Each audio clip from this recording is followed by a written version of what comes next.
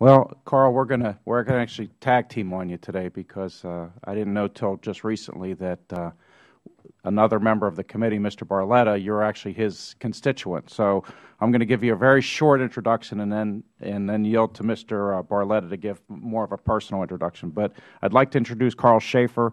He's the president of the Pennsylvania Farm Bureau. The Pennsylvania Farm Bureau is the largest farm organization with a volunteer membership of more than 50,000 farm and rural families representing farms every size and commodity across Pennsylvania. Mr. Shaffer was just recently reelected to a third term on the American Farm Bureau Federation Board of Directors and appointed to a second term as a member of their executive committee. And something I just learned that I'm going to say, Lou, I'm not going to let you say it, is that among the many recognitions for leadership and achievements in agriculture, Mr. Shaffer was named as a Master Farmer in 1996, which is one of the highest honors awarded to farmers in the Commonwealth. Congratulations, and I'd like to yield to my colleague from Pennsylvania, Mr. Barletta. Thank you, Mr. Kritz, and I would like to thank my constituent, Pennsylvania Farm Bureau President Carl Shaffer, for traveling to Washington for this hearing today. Mr. Shaffer owns a farm in Mifflinville, which is in Columbia County, a county that was badly flooded just very recently. Mr. Shaffer has worked hard representing all of the farm bureaus across the Commonwealth of Pennsylvania. I look forward to continuing to work with the Farm Bureau on important legislation in the future. And I appreciate Mr. Shaffer taking time out of his busy schedule to share his testimony with us here today. Again, I yield back my time, and thank you, Mr. Kritz. Mr. Shaffer, if you'd like to continue, please. Well, thank you, Chairman Tipton, and Ranking Member Kritz. Thank you very much. I really appreciate the opportunity to be before you today. As was stated, my name is Carl Shaffer, and I'm pleased to offer this testimony on behalf of the Pennsylvania Farm Bureau and the American Farm Bureau Federation. I own and operate a farm in Columbia County, Pennsylvania, where I raise green beans for processing, corn, and wheat. As a small businessman, I struggle to keep up with all the laws and regulations that control how a person operates their business.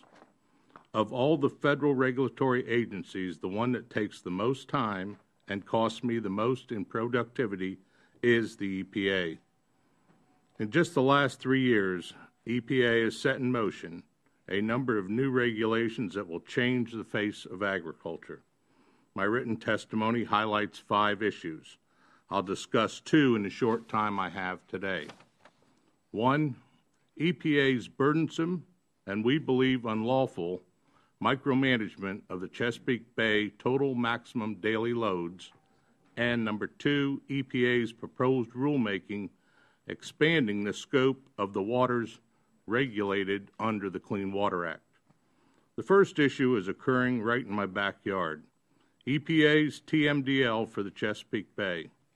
All the land I farm is in the Bay watershed, and most of the land is within the site of the Susquehanna River.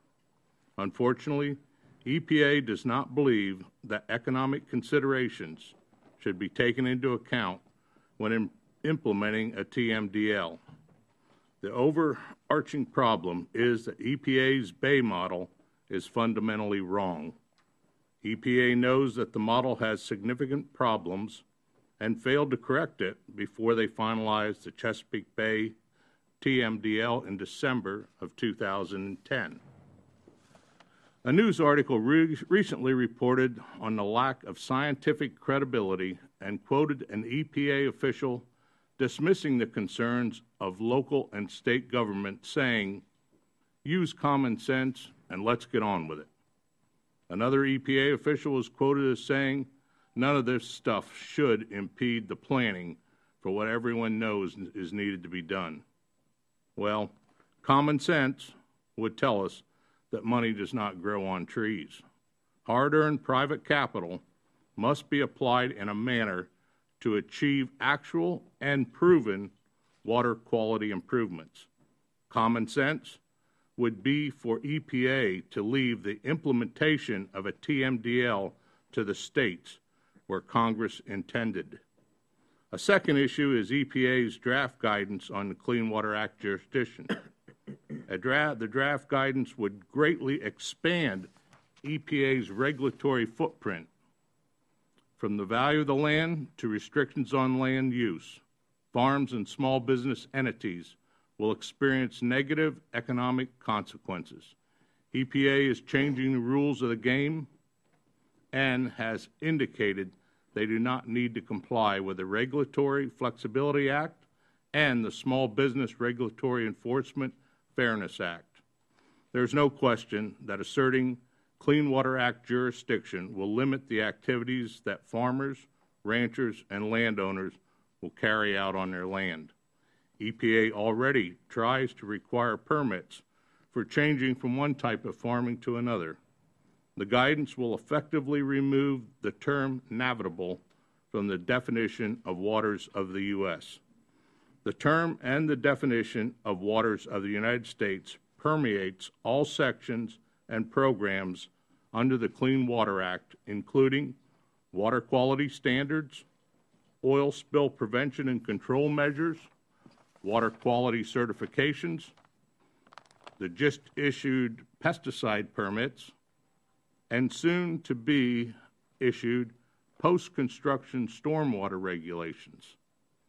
The economic implications of continued and purposeful federal regulatory overreach will be staggering.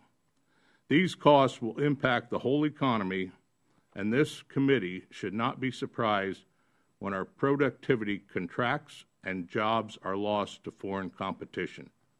I want to thank you for convening this hearing, and I'll be glad to respond to any questions you might have. Thank you.